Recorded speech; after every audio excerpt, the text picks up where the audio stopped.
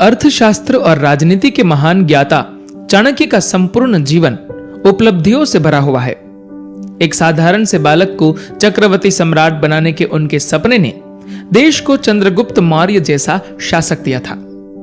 अर्थशास्त्र के महारथी चाणक्य को उस काल में काला पंडित कहा जाता था। वे बेहद कुरूप थे, लेकिन उनकी मानसिक सक्षमता को परख पाना किसी के बस की बात नहीं थी। उन्होंने एक बालक को न सिर्फ शारीरिक और मानसिक रूप से बलवान बनने के लिए प्रेरित किया, बल्कि उसे यह भी सिखाया कि किस तरह एक राजा एक पिता की तरह अपनी प्रजा की देखभाल करता है, कैसे वो अपनी प्रजा पर अपना सर्वस्व लुटाने के लिए तैयार रहता है और जरूरत पड़ने पर कड़े निर्णय भी ले सकता है।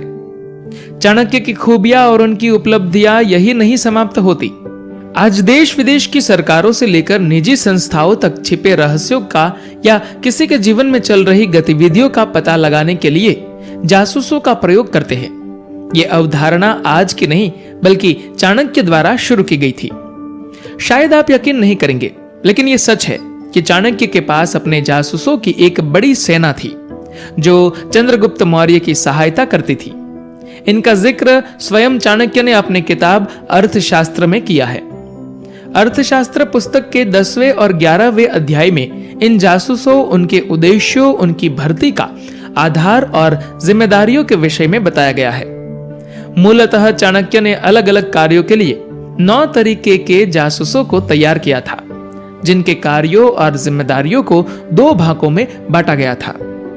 चाणक्य द्वारा बनाए गए जासूसों की पहली श्रेणी में 5 तरीके के जासूसों को भर्ती किया जाता था, जिन्हें राजा की 5 आंखें कहा जाता था। ये जासूस सीधे राजा के संपर्क में रहते थे और अन्य जासूसों से ऊपर होते थे। राजा के प्रति इनकी जिम्मेदारी लंबे समय तक होती थी। इनका कार्य राजा की कैबिनेट पर नजर रखना और उन लोगों के संपर्क में रहना होता था जो किसी को भी बड़ी आसानी से प्रभावित कर सकते थे। दूसरी श्रेणी के जासूसों को कम समयावधि और किसी विशिष्ट कार्य के लिए रखा जाता था। उद्देश्य की समाप्ति के बाद उनका कार्य समाप्त हो जाता था।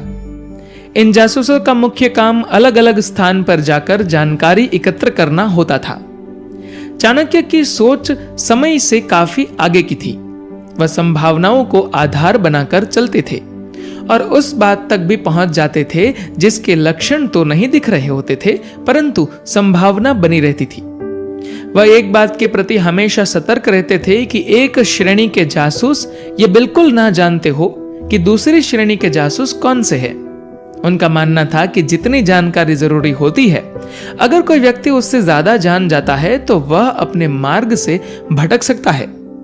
इसके अलावा वह जासूसों के साथ जरूरत से ज्यादा बात करना तक सही नहीं समझते थे।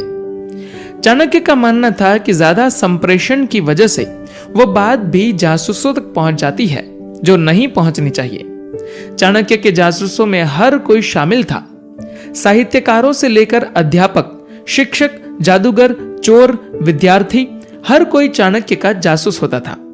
लेकिन एक जासूस ना तो दूसरे जासूस का नाम जानता था और ना ही उसकी भूमिका। चाणक्य को पता था कि मंदबुद्धि लोग और शारीरिक विकलांगता से ग्रस्त लोगों पर कोई भी शक नहीं करता। इसलिए चाणक्य के जासूसों की फौज में राजा के लिए जासूसी करने वालों में ऐसे लोग भी शामिल थे। 9 प्रकार के जासूसों में चाणक्य ने महिलाओं को न सिर्फ शामिल किया था, बल्कि इनको ऐसे काम भी सौंपे जाते थे जो अन्य किसी के बस से बाहर होते थे। इतना ही नहीं, महिला जासूस ही केवल राजा के समक्ष प्रस्तुत हो सकती थी। चाणक्य द्वारा जासूसों को ऐसे ऐसे प्रलोभन दिए जाते थे जिसे जानने के बाद उनका मुंह खुला का खुला रह जाता था। वे अपने जासूसों को ऐसी चीज इनाम में देते थे जो वह कभी खरीद नहीं सकते थे। इसीलिए उनका कोई भी जासूस उनसे बगावत नहीं करता था। धन्यवाद।